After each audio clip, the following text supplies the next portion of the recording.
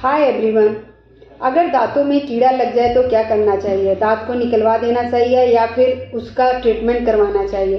तो आज हम इन सारी चीज़ों के बारे में जानेंगे। उससे पहले आपसे रिक्वेस्ट है कि वीडियो को पूरा देखें और चैनल अगर सब्सक्राइब नहीं किया है तो चैनल को सब्सक्राइब करें, लाइक करें और ज़्यादा से ज़्यादा लोगों में शेयर करें। तो चलिए स्टार्ट करते हैं। सबसे पहले जानेंगे कि दांतों में कीड़ा लगता क्यों है। जब भी हम खाना खाते हैं तो अगर मुंह की सफाई नहीं करते हैं तो दांतों के बीच में कुछ फूड पार्टिकल फंस जाता है और हमारे मुंह में मौजूद बैक्टीरिया जो होती है उससे रिएक्ट करके एसिड फॉर्म कर देती है, हमारे दांतों के बीच में एक परत बना देती है, जिसकी वजह से दांतों में सड़न होना शुरू हो जाता है। जैसा कि हम जानते हैं हमारा दांत जो होता है 3 लेयर से बना होता है। सबसे ऊपरी परत जो होता है वो होता है इनेमल, उसके बाद से आपका डेंटिन, देन आपका आता है पल्प।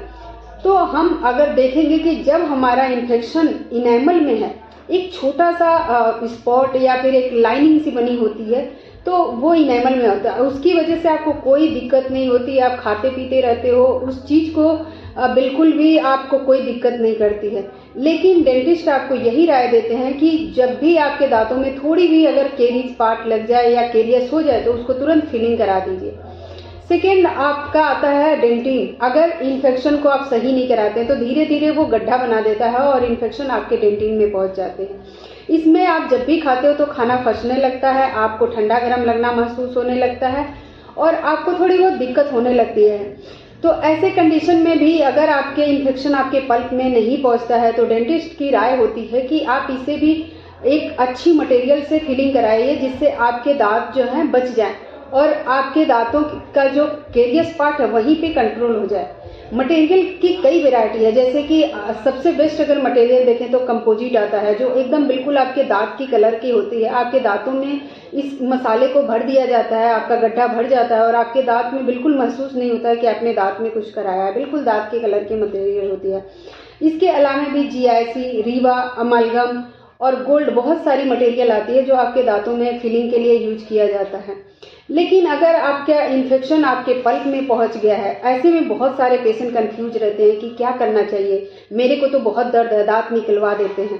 दांत निकलवाना कोई सलूशन नहीं होता है, बिकॉज जो हमारा ओरिजिनल पार्ट है, जो हमारा ओरिजिनल दांत है, वो एक नकली दांत उसकी जगह नहीं ले सकता। इसीलिए आप कोशिश करिए कि आपको अपने दांत को बचाना ज़्यादा बेटर है। जब भी आपके दांतों में ऐसे इन्फेक्शन हो जाता है, आपके दांत में पेन होता है, अगर इन्फेक्शन आपके पल्प में पहुंचता है तो आप दवा लेते हैं तो आपको कुछ देर के लिए आराम होता है, उसके बाद फिर से दर्द शुरू हो जाता है। दिन में आपको कम दर्द होता है लेकिन रात में आपके दर्द बहुत ज़्यादा बढ़ जाता है। ऐसे में हमें क्या करना चाहिए? तो आपका ऐसे कंडीशन में एक ट्रीटमेंट होता है root canal treatment. Root canal treatment के द्वारा हम क्या करते हैं, यानी कि आपके दांतों में जो नस होती है उसमें इन्फेक्शन को रिमूव करते हैं, उसका ट्रीटमेंट करते हैं।